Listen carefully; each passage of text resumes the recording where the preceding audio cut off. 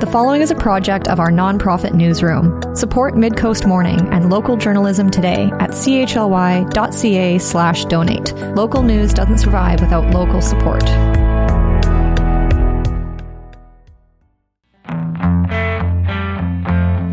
Hello and welcome to Midcoast Morning. I'm Joe Pugh. Plans for townhouses on a property adjacent to Westwood Lake hit a roadblock on Monday. Following pushback from members of the community, a zoning change proposal failed to pass first reading at Nanaimo City Council. Council heard from 8 delegations opposed to a rezoning application for 2367 Arbot Road, which is currently home to the Westwood Lake Tennis Club. The proposal was to change the land's zoning from commercial recreation center to low-density residential. Conceptual plans submitted with the rezoning application suggested a potential redevelopment on the site, with townhouse buildings of up to 3 stories working out to about 38 units of housing. Here's Rachel Sansom, a development consultant with Grayland Consulting, fielding a question from Nanaimo City Councillor Janice Perino at Monday's meeting. It'll be several years before these are actually realized. The landowners are looking for entitlements at this point and not planning to build immediately. So it's hard for us to say. Certainly they would have to meet market conditions and be saleable and have a decent price point. It is an easy site to develop, given that there's not a lot of blasting or excavating to do here. So the cost to construct should be fairly reasonable. Thank you. And if I may, the size of these homes approximately? Square footage? I don't know that off the top of my head. I'm sorry. Too soon. It's done. Thank you. Thank you. Councillor Eastmere. Thank you for the presentation. I think it was really interesting to see the changes that you've made based on some of the consultation with the community. You said it was done in consultation. Like, what did you have one particular meeting where you took feedback from, or how did those changes come to be? Like, what was the actual process? Thank you again through the chair. About a year ago, we held a public information meeting, and we held it at the school down the road. And it was very well attended. We had over 70 participants. We took many names and email addresses, and then we compiled those comments, took those back to staff, and then recrafted the proposal based on those comments. And then we have had correspondence with our immediate neighbor, even until recently, as far as, his concerns about his property line and how this would affect them. So we did have a comprehensive list that we did provide to staff as a consultation summary. Thank you. And with regards to the public path through the property to the lake, just to confirm, there isn't currently a public access point through that property? Through the chair again, no, there is not. So we'd be providing one through a statutory right-of-way that would be there in perpetuity and would be constructed with these units at that time. Thank you. And I heard you say that you're retaining all of the current trees on site? That is the plan, to keep as many trees as we can that are in healthy condition. Okay, that's different than retaining all the trees on site. If I may clarify through the chair, the intent, if we go back to our current plan, there's an area in orange that is on site that those trees will be retained. That area will be restored, and there's also trees along the eastern property line that will be retained as well that help provide screening. Those are the majority of the trees on the site, as I understand it. 8 delegations spoke to express opposition to the proposal. One common thread was a concern that if council were to approve this zoning change, neighbouring properties would face a pressure to develop. Here's neighbourhood resident John Blackman speaking at the meeting. I realize that we're pressed for time this evening, and I'm going to stick to 2 points. The first point is that I wish to make is that the neighborhood, which we define as essentially from Mill Road to the east to Westwood Road at the west, and from Jinglepot Road to the lake, the residents of that area are overwhelmingly opposed to this. The developer did have an open house back in November of last year on a Wednesday evening, and I attended there. When the city report on page 5 refers to it rather dryly as concerns were expressed, What it fails to mention is that that was a heated and impassioned meeting when every single speaker spoke against the proposal put forward by the developer. So just taking from the planning report on page 5, you would think that this was a moderated discussion, but it was the intensity of the feelings by the neighborhood were expressed to the developer. Now, when I say that the community is overwhelmingly opposed to it, I have a petition here that was taken in 2019 when the first application was made, and that was a higher density proposal in regard to the tennis club property than what is before the council now. 1,264 people signed at that time. In regard to the current proposal, a proposal that is lesser in density than the initial proposal. This petition was started in 24 and carried on into this year. And the paper petition and the online petition has garnered 1,409 signatures. So more than the proposal, the first proposal, even though this is a lesser density. Among those speaking in opposition to the proposal was Donya Sutherland, Executive Director of the Bethlehem Center Society, a retreat located on the neighboring property.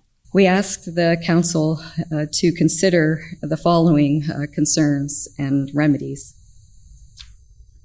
So one, of course, is if it were to move forward, there would have to be great consideration given to the increased activity of 38 units.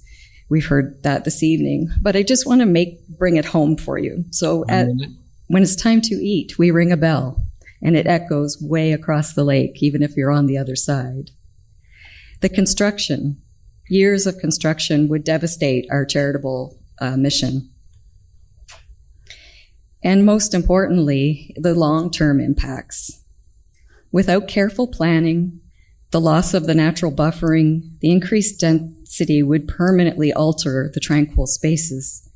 So we request that if this were to be considered, that a thorough undertaking of the community impact on our charity would be reviewed. Councillor Hilary Eastmere asked Sutherland if other potential land uses that would already be allowed under the current zoning would be less disruptive than housing. Thank you. Through you, I just wanted to ask about the permitted current uses versus the uses if we were to rezone it. So under the current list of permitted uses, assembly hall, bingo hall, club or lodge, commercial school, cultural facility, daycare, golf course, museum, recreational facility, university, college, technical school, versus if it was rezoned duplex, multifamily, rooming house, or single residential. Do you truly think that the permitted current uses would be less disruptive? That list, like bingo hall, club, commercial school, would those be less disruptive than residential on that property? It would depend specifically on what was being requested, of course. But we've been living beside a recreational facility for as long as I've been there and way beyond, and it hasn't been an issue at all. Okay, appreciate your perspective. Thank you. Mm-hmm. Councillor Manley. Thank you, Your Worship. I had similar questions about whether the tennis court, there's been different restaurants at that location, and just looking on Google Earth, I can see there's 18 cars parked in there on the whatever date Google Earth took this photo. Were any of the activities that were happening there disruptive to your facility? Yes. So at one point, there was a rental for the summer of one of the apartments there that had 3 children in it. And during that 4-week period, it was extremely disruptive to, in particular, about 75% of our business is silent. And so with just 3 children playing on the other side of the hedge, it made a big impact on the retreatants' experience. And so I can only imagine if we had 38 families, what that would do. And how about the restaurant or the batting back and forth of tennis balls? No, the grunts don't bother us at all. Okay. Thanks. Midcoast Morning is part of our nonprofit newsroom project, supported by listeners like you. Keep this program on the air by funding it today with a monthly sustaining donation at chly.ca/donate. We've got tote bags and shirts if you need an incentive. On Monday, several community members spoke in front of Nanaimo City Council to express opposition to proposed zoning changes that would allow townhomes on a property adjacent to Westwood Lake. The proposal would have changed the zoning at 2367 Arbot Road from commercial recreation center to low-density residential. The property is currently home to the Westwood Lake Tennis Club. Following the delegations, some of which we've already heard clips from on today's program, each member of council outlined their position on the issue ahead of a vote. The first councillor to speak was Tyler Brown. Thank you, Your Worship. I think it's important to speak to it at this reading because I will be voting in opposition. I sympathize that when it comes to these issues, and there's a lot of variables that people in the community can tie certain issues together, but at this table, the decision before us is very strictly land use, and that is the basis on which I'm making my decision. That whole area is the same designation within the OCP, or the city plan, which is suburban. I do think there's a lot of good justification for increased density in our city. And I'd be very honest, I missed the refinement here when we were adopting the OCP. I don't think this is a particular great place for increased density in the near term. Further, I do think the area is probably suitable for increased density as the city grows, but not on the lakefront. I agree with a lot of the applicants and those that, or the presenters and the delegates and those that emailed that when it comes to parkland, I think on the other side there's quite a bit of green space, but on this side it's actually quite a narrow band. And I don't think opposing this actually preserves that green space. I want to be very clear. There is a existing zoning in place for all those parcels that could see developed. But I do think that if it's developed at this density, I agree that it will erode and undermine the existing parcels, and as a result, this density will be realized on at least 5 of them over time. So for that reason, I'm not supportive. Thank you. Thank you. Councillor Armstrong. Now, I'm opposed for the simple reason that we don't have enough CC6 zoning in the city, and that zoning that we do have is just about all downtown. So I think we need to keep that zoning. I think it's very important for future recreational spots, et cetera. And so it's simply for the reason that I don't agree with the change in zoning that I'm voting against this. Thank you. Thank you. Councillor Manley. Thank you. I do know that we need to densify, and the previous rezoning application, I had no problem supporting on Upland. So that's half a kilometer from an urban center. It's on a bus line. It's on an urban collector. It meets all the criteria for city plan and is actually identified in city plan as an area for densification. In this case, I would agree with Councillor Brown. This is not really an area. It's a suburban area. It's not an area for densification. I do remember I swam at Westwood Lake as a toddler, so I remember when all of this was farmland up there. And things do change. The city is changing rapidly, and it's changed a lot since I was a kid. And managing growth is part of the job, to ensure that we make good land use decisions. And I agree with Councillor Armstrong about the CC6 commercial recreation center zoning. That's a rare zoning in this community, but this is zoning that is right on the lake.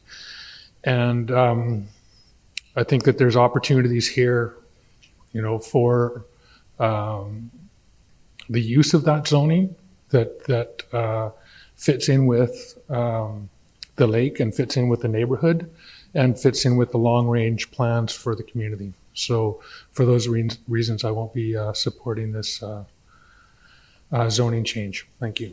Thank you. Councillor Gesselbrock. Thank you, Mayor. Through you, as already stated, I think this is an inappropriate spot to put that type of residential density. Also, the commercial recreation center zoning. I think it's important. It provides important community amenities, especially on the lakefront, and we'd be losing that. And so, if we did change the zoning into residential, I do 100% agree that it would put extreme amount of pressure on the properties all along that area and to cash out, and no reason for a council to, no authority to not change that zoning once we do it here. So I'm not in favor. Thank you. Thank you. Councillor Perino. Thank you, Your Worship, and some comments of my own. You only have to go up to Lindley Valley to see how beautiful it is, and there's quite a large pond there, and lots of birds. It's gorgeous. There's a walking area. There's townhouses. There's condos. There's single-family homes. I mean, this can be beautiful. My biggest concern is that an R6 zone, which is what we're doing today, we're actually looking at changing the zone, is very minimal. And that pleases me because this area should be as minimal as possible. And because they're townhouses, they use less land, less water for lawns and that kind of thing. It does make a difference. And I am very concerned that the CC6 zone, you might not be very happy with what could come in the future. When Councillor Eastmere talked about some of the different things that could be there, you might not like it. And so that's a concern for all of us. So having a minimal development is pleasing. However, I certainly agree with Mr. Blackman. Developing out the whole area would be extensive and would be too much, and I agree with that. I would, in fact, prefer to leave it as a commercial recreation center if possible. But again, if you're living up there and pickleball becomes the order of the day on those tennis courts, you might find it very uncomfortable to live close by. And believe me, they're not a bird in sight once they hear the pounding. So, it has its positives and negatives. So I'm still weighing this, but I would like to see it stay commercial recreation, but I'm concerned for the future. And the less development there, the better. And that's why I was very much in favor of looking at an R6 zone, because it's the least amount of damage. I'll leave it at that. Thank you. Thank you. Councillor Eastmere, then Councillor Thorpe, and then Councillor Hemmons. Thank you. Thank you to everyone who took the time to write to council about this. I think it's compelling to hear the different concerns and feedback from people, and I note that many were not form letters. They were people in their own words saying their concerns, which goes a long way.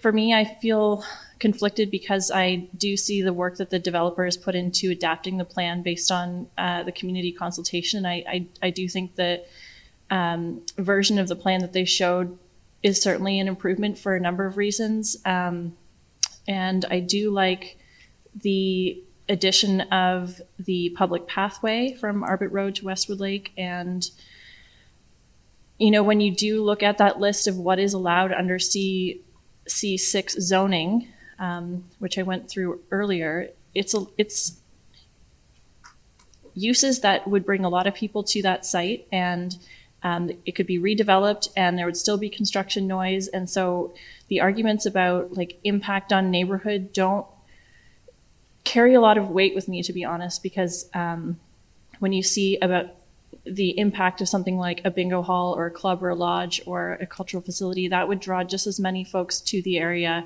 if not more, than having multifamily dwellings on that site. That said, it's true that we have a limited number of CR6 or CRC zoned properties, and I do think around a public amenity space like Westwood Lake, retaining that commercial recreation center zoning is most appropriate. And it's really hard when we're doing rezonings because we're not supposed to be looking at the conceptual plans. We're really just supposed to be thinking about land use purely. And that does make it really difficult when you see a conceptual plan and you're promised something like a path. But if I put that aside and I really just think about land use, I have to agree that keeping the current zoning is what I feel is best at this time. Thank you. Thank you. Councillor Thorpe. Thank you very much, Your Worship. Through you, if I may, my thoughts are, first of all, thank you to the delegations that took the time and the neighbors that took the time to come out tonight. We do appreciate hearing from you. And these are difficult decisions. I hope you understand that. We're trying at this table to do what we feel is best for the city. It's complicated when I look around and see some friends in the audience, and I know those friends are going to be disappointed in me, so maybe I should start to refer to them as former friends. But I will support the rezoning proposal, and I'll tell you why. I think, first of all, let's acknowledge that nobody likes to see their neighborhood changed, and that's always difficult. I think this proposal is a moderate proposal compared to what we could be faced with, and I acknowledge the efforts that the developer has made to listen to some of the concerns and to modify their original plan. I think we need to remember that this is private property. We are not talking about rezoning parkland. We're not talking about destroying the lake, as I think I heard somebody say. This is private property, and the owner wishes to sell and redevelop, and that is absolutely their right. Personally, I would love it if it stayed as a recreational facility. But apparently that's not in the cards. That's not going to happen. So the person has a right to request rezoning and to sell their land. I don't think there's going to be a loss of natural buffer to the lake. So I can't accept this argument about a row of condos on the lake. That's just not going to happen. The buffer will still be there. In fact, this proposal increases access to the lake. I just feel that the rezoning is reasonable. I think that the concept plan that we have been shown is reasonable. I think the density is reasonable. And I'm sorry if that disappoints people, but I'm prepared to accept this rezoning. And I'll also just point out that it is consistent with our city plan policies for suburban neighborhood land use. So that's where I'm at on this. And again, my apologies to my friends, but I'm going to support this rezoning. I am sensing that a majority of my colleagues will not, but I guess we'll see. Thank you very much. Councillor Hemmons. Thank you, Your Worship. Thank you, everyone, for your comments. And thank you mostly to the delegations and to the people who have written into council. I agree with Councillor Eastmere. When we receive heartfelt letters that aren't form letters, that goes a long way and is quite compelling. I was prepared to support the rezoning tonight. I agree with Councillor Thorpe. I believe the environmental considerations have been attended to. I don't believe that there's the loss of that natural buffer. I think this is a reasonable development for that neighborhood. Layer in what could go in the current zoning, and I thank Councillor Eastmere for reading that list. I want to say some of those things again. Currently, with no rezoning, an assembly hall, a bingo hall, a commercial school, a cultural facility, a golf course. These are uses that could be contemplated without rezoning. So I found that compelling. What has made me change my mind is I agree with the delegation who asserts that this could be a domino effect or a knock-on effect for those 5 properties. And that does concern me because this is a really special area. And so, I've been conflicted all day about this, but I think I'm landing solidly and steadily on denying this application. Thank you. Thank you very much. Well, I'm going to side with Councillor Thorpe tonight, which may surprise some of you, and I'll explain my reasons why. When you look at the staff report, which is publicly available, it's very clear. The existing lot coverage permitted is 50% of the land. The proposed site-specific R6 zone is 30% of the land. As far as I'm concerned, something that occupies 30% is better than something that occupies 50% when you're concerned about density. And so I guess it's almost out of sentiment as much as anything. I don't like to see Councillor Thorpe alone on an issue because he's always got the courage to take a position that may be contrary to the public opinion of those in the audience. But my job is not to think about those in the audience necessarily. It's to think about future generations. We are all going to die. I hate to tell you this, but we're all going to die, and we're going to move, and we're going to sell, and our personal interest in our neighborhood will change over time. And I guess I think the proposal is a reasonable one. Points have been made about densification. We're going to densify in this community because people want to live here. It's a lovely place to live. You have a magnificent park. And yes, it is a jewel, Ms. Powell. And it's a jewel because all of the other taxpayers in Nanaimo just sunk a hell of a lot of money into putting in some incredible improvements in that park, which is probably enhanced the value of your property. So I would suggest that everyone reflect on that because everyone in the city of Nanaimo has contributed to that improvement. And I'm grateful to the park staff for the vision and the work they've created over many years. So let's call the vote on this, and Councillor Thorpe and I can then move on to the next contentious one. All those in favour? Councillors Mayor Krogh, Councillor Thorpe. Those opposed? Councillors Armstrong, Eastmere, Gesselbach, please. No clapping. Perino, Councillor Brown, Councillor Manley, and Councillor Hemmons. Motion is defeated. The discussion from Nanaimo City Council about a proposed change to the zoning at 2367 Arbot Road, currently home to the Westwood Lake Tennis Club. The change would have seen the zoning go from commercial recreation center to low-density residential, with a proposal to eventually build townhomes on the site. Also among the items on the agenda at Monday's meeting were a presentation from BC Housing about current and recently constructed projects, a delegation asking Nanaimo to follow Tofino's lead and ban the sale of plastic water bottles under 1 liter, and a successful motion from Councillor Cheryl Armstrong to require the city to consult with emergency service providers ahead of any road changes or traffic calming measures.